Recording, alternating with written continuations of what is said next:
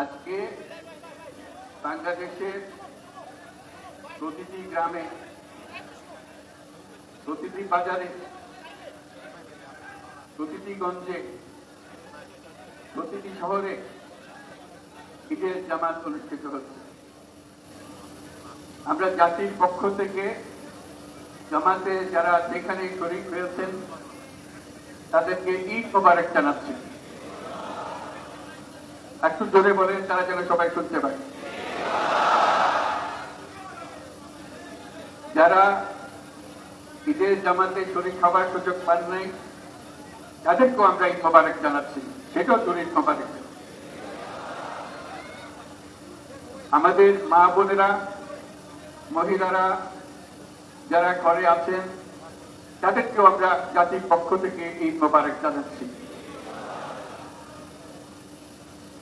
আমাদের প্রবাসী শ্রমিকরা যারা বিদেশে আছে, সারা বছর কষ্ট করেছে, আজকে হয়তো ঈদের জামাতে যেতে পারবেন কিংবা যেতে পারবেন না, কিন্তু জাতির পক্ষ থেকে আমরা তাদেরকেও ঈদ মোবারক জানাচ্ছি। যারা বাংলাদেশিরা আছেন পৃথিবীর বিভিন্ন দেশে, জাতির পক্ষ থেকে তাদেরকে আমরা বলে যাইনি, তাদেরকেও আমরা ঈদ মোবারক জানাচ্ছি। যারা হাসপাতালে আছে, রোগী বিভিন্ন কারণে ঈদের জামাতে যেতে পারেন নাই, তাদেরকেও ঈদ মোবারক জানালাম। ঈদ দূরত্ব ঘোচানোর দিন, নৈকট্যের দিন, ভালোবাসার দিন। আজকে সেই দিনটা আমরা যেন গভীর ভালোবাসার সঙ্গে উদযাপন করতে পারি, সেই বাক্য, সেই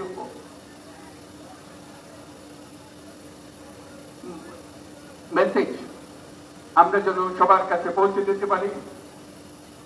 আজকে একটা অটুট ঐক্য গড়ে তোলার দিন, এবং আমরা স্থায়ী ভাবে এই ঐক্য গড়ে তুলতে চাই। ঈদের জামাতে এটাই আমাদের কামনা। আজকে মোনাজাত হবে, মোনাজাতে আমরা অবশ্যই যেন স্মরণ করি, আল্লাহর কাছে প্রার্থনা করি আমাদের এই নতুন বাংলাদেশ গড়ার যারা সুযোগ দিয়েছে, যে বীর সন্তানরা আত্মাহুতি দিয়েছে, আল্লাহ যেন তাদের রুহের মাগফিরাত দেন, তাদের শান্তি রাখি। আমরা তাদের মোনাজাতে সেটা যেন আমরা অংশ রাখি। আর মোনাজাতে যারা আহত হয়েছেন, যারা স্বাভাবিক জীবন থেকে বিচ্যুত হয়ে গেছে, এই দেশের জন্য নিজেদের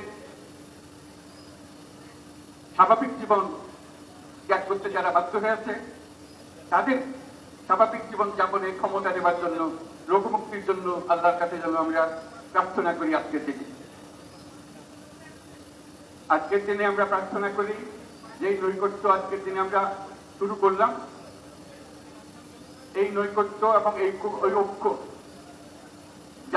জাতির জন্য যেন স্থায়ী হয়, আমরা যেন একটা ঐক্যবদ্ধ জাতি হিসেবে সামনে এগিয়ে যেতে পারি। যারা আত্মত্যাগ করেছেন, যারা নতুন বাংলাদেশের স্বপ্ন বাস্তবায়ন করার জন্য নিজের আত্মাহুতি দিয়েছেন, বেঁচে থাকলেও স্বাভাবিক জীবন যাপন করতে পারছেন না, তাদের স্মরণে আমরা যেন মোনাজাত করি আল্লাহর কাছে। আমরা অবশ্যই সেই স্বপ্ন বাস্তবায়ন করবই, যত বাধা সত্ত্বেও, যত বাধাই আসুক, আমরা ঐক্যবদ্ধ জাতি হিসেবে এই নতুন বাংলাদেশ গঠন করবই ইনশাআল্লাহ। এই মোনাজাতটা আপনারা সবাই মিলে একসঙ্গে করবেন। ধন্যবাদ সবাইকে। ঈদ মোবারক সবাইকে।